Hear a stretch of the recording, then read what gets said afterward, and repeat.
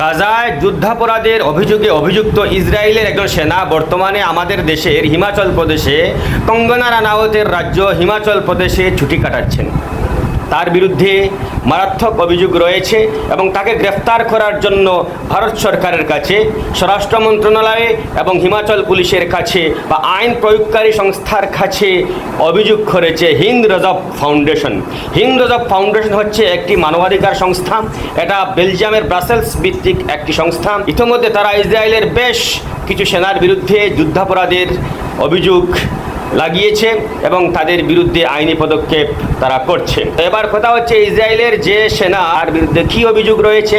2024 সালে গাজায় যে নাগরিক অবকাঠামো ধ্বংস করা হয়েছে, সেই নাগরিক অবকাঠামো ধ্বংস করে তিনি পৈশাচিক উল্লাসে ফেটে পড়েছিলেন এবং তার সেই উদযাপন তিনি নিজে সোশ্যাল মিডিয়ায় পোস্ট করেছিলেন। এই দেখুন রয়েছে সেগুলো।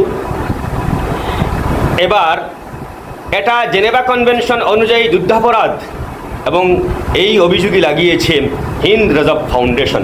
হিন্দ রজব ফাউন্ডেশন নামটি শুনলে মনে হয় এটা ভারতীয় কোনো সংস্থা। আসলে ভারতীয় কোনো সংস্থা নয়। হিন্দ রজব হচ্ছে গাজার একটি শিশুর নাম, একটি বালকের নাম, যে ট্যাঙ্কের গুলায় তার পরিবারকে হারিয়েছিল। ট্যাঙ্কের গুলায় তার পরিবারের সদস্যদের হারানোর পর একটি গাড়ির ভেতরে সে আশ্রয় নিয়েছিল এবং ফোনে তাকে উদ্ধার করার জন্য আর্জি জানিয়েছিল। অবশ্য পরে তাকে উদ্ধার করা হয় মৃত অবস্থায়। তার সঙ্গে ছিলেন আরও উদ্ধারকারী 2 কর্মী।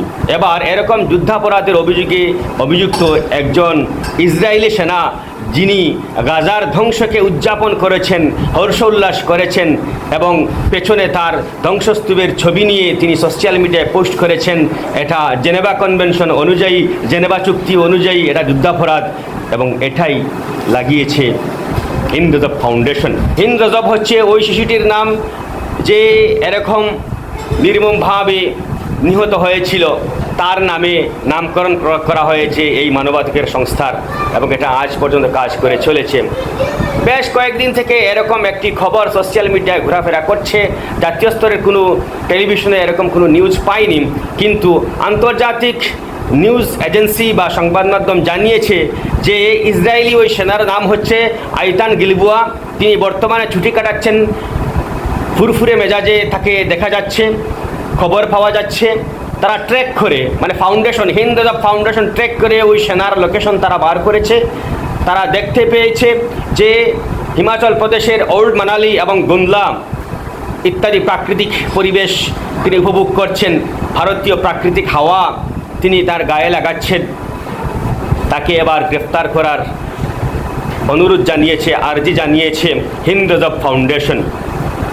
হিন্দ রজব ফাউন্ডেশন কেন লাগালো এরকম অভিযোগ বা কেন এরকম দাবি তারা জানালো? তারা কি আদৌ এরকম দাবি করতে পারে কোনো সেনাকে ভারত থেকে গ্রেফতার করতে পারে?